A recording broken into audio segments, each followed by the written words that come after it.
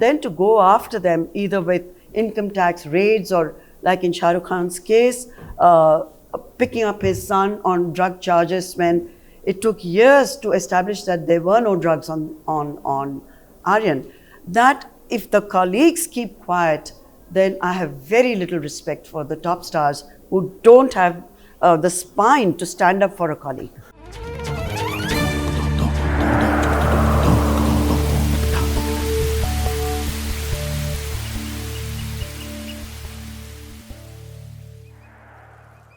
Teamwork Arts Podcast, ladies and gentlemen. This is where we try and see if we can go behind the thoughts that animate the actions of those who create the arts. Sounds a little pretentious, does it not? That was the idea. But essentially, it's as simple as trying to figure out the motivation. And she has motivated a lot of sorts and a variety of emotion. And now there's a book out. It's called Insatiable, My Hunger for Life, which explains pretty much what Shobhaa Day's life is all about. A year leading up to the 75th, and you remain as feisty. To quote the oft-repeated and very cliched advertising line, "Aapki twacha ka raaz." The nation wants to know, of course. The nation wants to know. No. It's just something that if you're born into the right gene pool, then you're blessed. I was born into a Maharashtrian, middle-class Maharashtrian family. And, well, this is how we all looked. And my father, who was close to 100 when he passed, was still a striking person and all there, mentally, physically, in every which way. I don't know about his Raz. It could have been Pond's cold cream, which is certainly mine. There's, of course, as you said, the middle-class family and the furious flapping of the wings to take flight. That is also an inspiration to others. You want to take us through that journey a little? Well, I was born into a bureaucratic, middle-class Saraswat Brahmin family with all the implications of those labels. So it was conservative but progressive because, for example, my parents, my mother was a homemaker.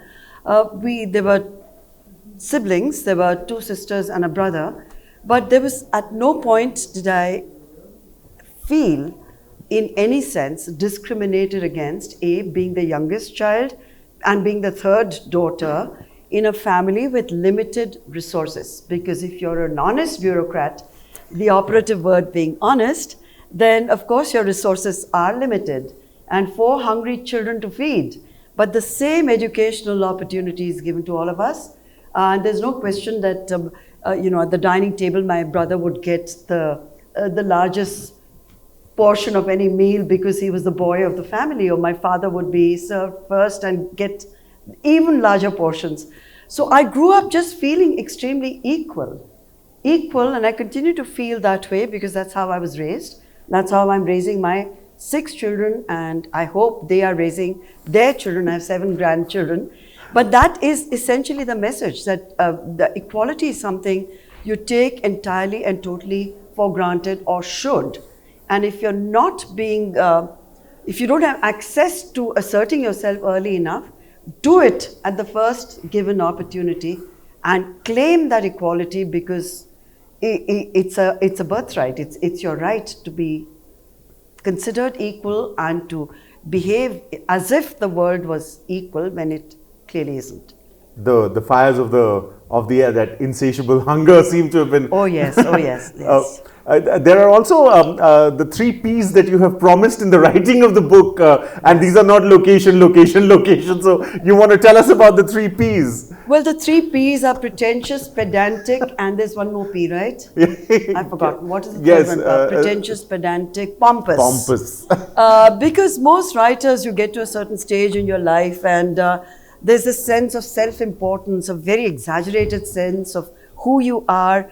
And as I keep reminding even younger writers, the world is not going to stop spinning because you've written a book. It's not as if you've invented penicillin or a COVID vaccine or something. So get a grip on yourself. I mean, keep those perspectives. You are doing what you love, which is, I'm assuming you love writing, and that's why I write.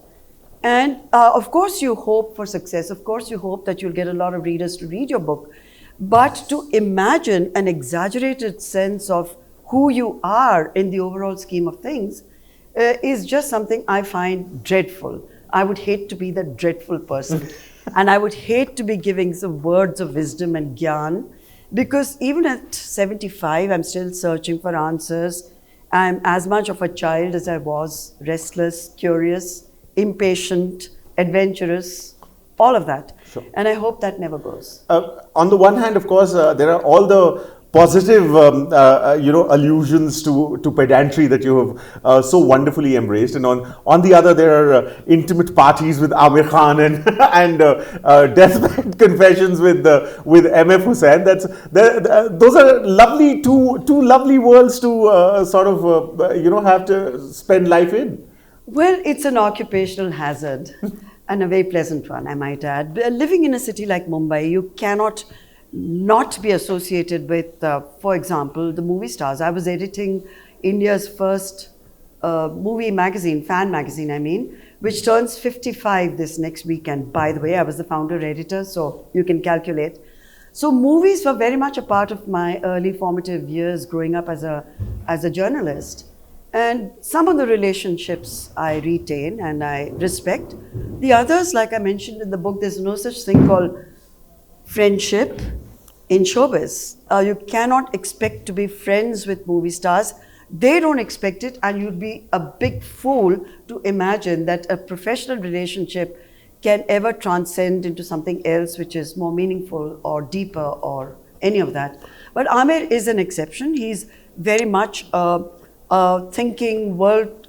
I mean, the world interests him, not just his world. Most movie stars live in that little bubble. They live in a little. They're like living in oysters with the shell still on. But ma'am, was it difficult to burst? You seem to have burst quite a few of those bubbles with the work that you did. Was that a difficult decision? It wasn't a decision. It's what I wanted. I mean, that's how I wrote. That's how I wrote 55 years ago, and that's pretty much my voice and my approach to writing. I'm not there as a PR person for anyone. Sure. I don't run a PR agency. I have no reason to be writing profiles unless I believe in what I'm writing. It's my obligation to my readers, not to the person I'm interviewing. So, are there two distinct Shobhaa days? The one that, of course, treats these movie stars, etc., as social beings and interacts with them socially, and then the one who writes with the pure objectivity of a journalist. I mean, is there hesitation? Are there hesitations while you're reconciling these two? No, if you ever hesitate about your own truths, you shouldn't be a journalist at all, or you shouldn't be doing interviews. If you cannot trust your own assessments, if you cannot put yourself on the line and say, this is what I believe, I feel, I observed, I saw, etc., you could be very wrong. I have been very wrong in the past in how I may have looked at someone or even written about some person. Be woman enough later in life to say, well, I was wrong. I got it totally wrong at the time. Most of us don't get that second chance to explain, or even don't want it, because we are sitting there feeling so self-congratulatory. And that's the other thing I feel about writers. There's too much self-obsession. There's too much of, look at me, I'm so special. No, we are not. We're just another class of professionals doing what we do the best we can. That's about it. So the self-congratulatory mode of most writers gets on my nerves, and I really do believe in saying it like it is. I've been at the receiving end of not just saying it like it is, but much worse. It goes with the territory. You can't have a thin skin and be in this business. Then, you could do something else, like become a chartered accountant or a dentist or something like that. But if you choose to be this, then it goes with all that. Though journalism, of course, sometimes now does feel like pulling teeth. So, but at a point when film journalism wasn't even considered journalism, you worked really, really hard to get it the respect. Do you think that has met with success? I didn't work hard at it at all. At all? Neither was I aiming at respect. I was aiming at selling the damn magazine. I was the editor of. So I was thinking of the publisher and his obligation each time we put out, but it was a sellout from the word go. Each time we had to double the print run, but my salary stayed the same, which was very pathetic. But there was no question of trying to make it respectable. It's just that India was in a bit, it was in denial for a while. Even though India was and still remains Bollywood obsessed and Bollywood centric, and I see Bollywood as a very, very important subculture that tells us a lot about ourselves. Our movies, however crazy they may appear to the outside world, even to ourselves, each movie, I mean, even a Govinda film is telling us something. Why are we responding to it? Why are we looking at Govinda so many years later, re-looking at his early films and calling him iconic? There has to be a reason why we are connecting. So I don't take movies lightly, but I was actually entertaining my readers, not aiming for respectability at all. I'm not respectability obsessed, you may have noticed. It doesn't really matter to me. There's also this thing about the responsibility that is expected of the movie stars in that sense. I mean, the famous example of Meryl Streep standing up and the Twitter storm where we tend to live half of our lives. Yes. What are your views on that, ma'am? Well, every actor it's not obligatory for an actor to be an activist. And I think we place a huge amount of social responsibility on people with a mass following, whether they're sports stars or actors, that they are compelled to express an opinion or engage in something which may have zero interest to them. I think it's very unfair. But having said that, what I would ideally like to see is actors standing up for actors when their colleagues are being in some way harassed by the authorities or targeted by the authorities. I wish there was more unity in standing up for one another, because at the end of the day, they're part of the same industry. And if they're going after Shah Rukh Khan today and trying to stop Pathan from releasing, or they're targeting whosoever, Amir Khan for what he said earlier, a few years earlier, and they made sure, or I don't know who they are, but that the film never did get a chance to get off the ground, is Lal Singh Chadda. It was finished before it could even start. So systematic state targeting or the establishment targeting movie stars because of their popularity and appeal, or punishing them if they refuse to play footsie with the administration, or if they refuse to, for example, campaign for a certain political party during elections, and then to go after them either with income tax raids or, like in Shah Rukh Khan's case, picking up his son on drug charges when it took years to establish that there were no drugs on Aryan. That if the colleagues keep quiet, then I have very little respect for the top stars who don't have the spine to stand up for a colleague. But this, as you said, this punitive nature of the blowback, does that have an effect on the way you write now? Is that a factor that you take into account, second guessing? No, because I am quite proud of my sturdy spine. I have always relied on it, and I've paid the price. I've been targeted over and over again. I've been under police protection for 2.5 years. I get trolled, I get death threats and rape threats routinely, but I'll still go on writing the way I do, and I'll continue to speak up when I believe what I'm saying has some relevance and it matters. And I speak up on behalf of citizens. I'm not speaking as an individual, speaking for myself. If I feel strongly about something, no force on earth can silence me. So you do believe in the responsibility of the arts? Would I be right? Most definitely. Yeah. Most definitely I do. But what about the fulfilling of that responsibility? Do you think that's happening enough? Not just in the movies, I mean. Yes. Well, across the board, a festival like this in itself is a huge statement. I mean, JLF, a big shout out to all of you who are behind this incredible platform that you're providing for free thought, free expression, for debate and dissent. And it's very inclusive. It's not that they're hand-picked voices. And the narrative is not a one-sided narrative which is anti-establishment. It's all sorts of voices from across the world and across India.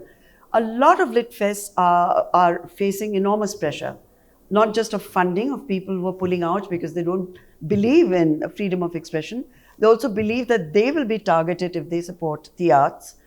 And a lot of lit fests are being forced by the establishment to submit a list of invited writers and then deciding whether or not they'll allow the lit fest to happen. The word allow in itself is anti-democracy.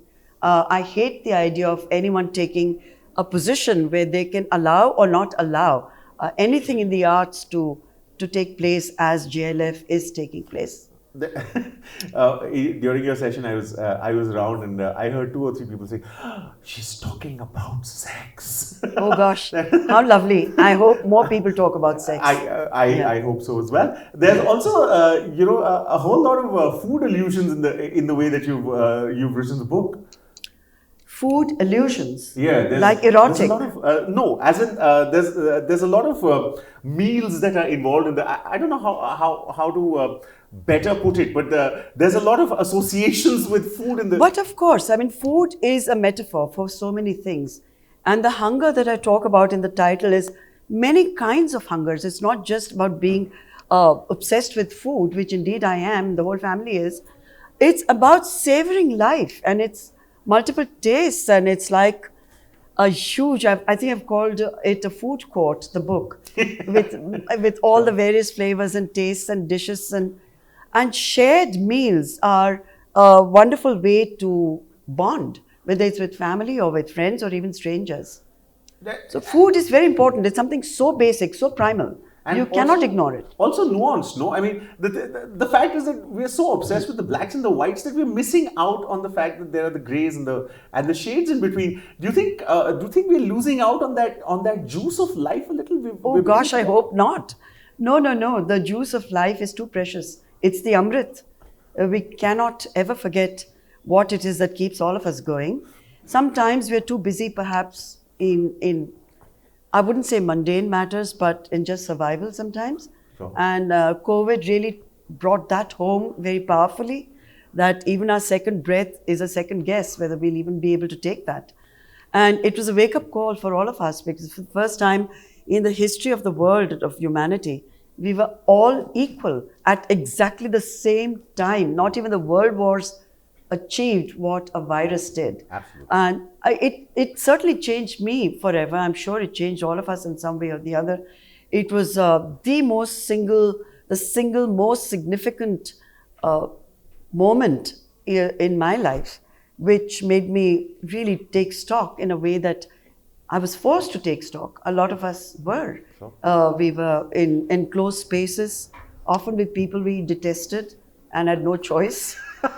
Divorce rates were soaring, and I had divorce lawyers calling me up frantically to say that, especially ladies, were phoning to ask, aren't there family courts that are doing virtual divorces because over Zoom, because we might end up murdering one another. It was that bad. So COVID was, if we must look at it in retrospect now that we believe we are out of it, though we may not be, but it taught us many hard lessons about life, and we shouldn't ever neglect those. Talking about the juice of life, juicy details. Which ones have you enjoyed, writing about the most? The kind of juicy details that first you rubbed your hands together and said, "Yeah, this is what I want to talk about." Oh, please grow up. Juicy details. I mean, salacious details. Yeah. Ooh, yeah. Were you ever with Shah Rukh Khan when he was actually... Not yours. No, not mine, of course not. Though why not? No, I'm talking... Precisely. So why not? No, I'm talking about the kind of vicarious thrills one gets feeding off celebrity lives, particularly the sex lives of very famous people. We always want to know, are they really doing it? Are they doing it with so-and-so? Is the bonking one hears about, is it part of the mythology about movie stars? Does it really happen? If so, where, how? So it's kind of natural to gossip about that. But Surely, I mean, at some stage one does move on. Okay. Does one move on? Then I have Asking you. I have moved on, fortunately. But you're still asking. That is because my objectivity as, as an interviewer takes Of over my course. subjective choices. I believe you. I believe you. I'm sure you do. But this is absolutely wonderful. Tell us about why this time to choose as a book to celebrate the 75th year, to tell your story one more time in a more cohesive way.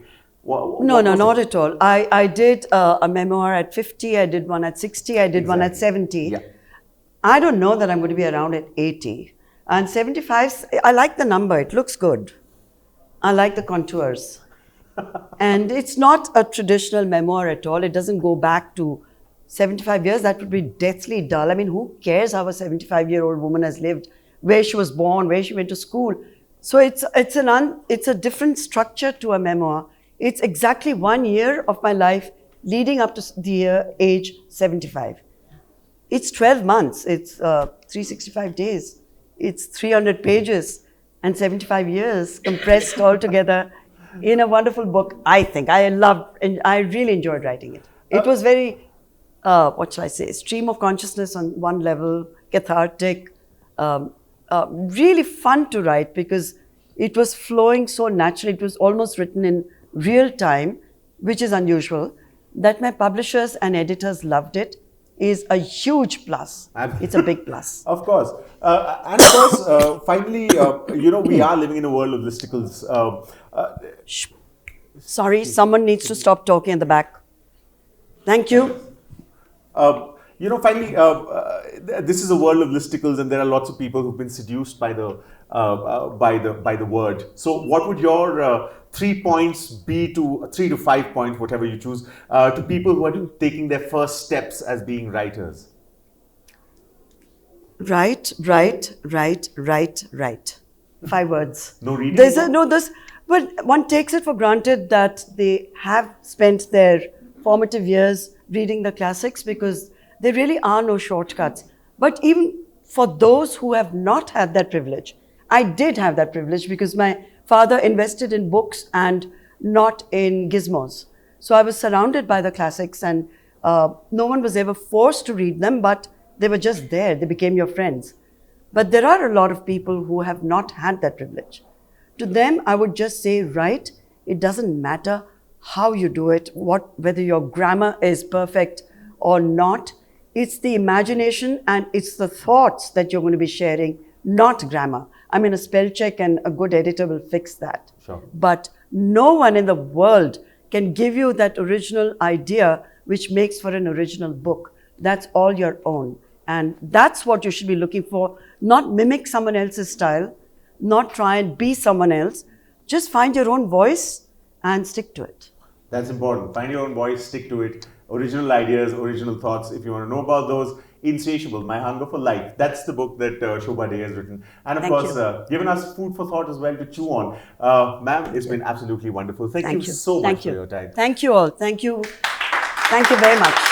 This, of course, has been the Teamwork Arts podcast. Follow us on social media to see what we'll be doing next. But more importantly, it's a good idea to think about what you just heard. That's always a lovely way to begin. Thank you for watching. If you've enjoyed this podcast, subscribe to our channel now. We have a new episode out every Friday.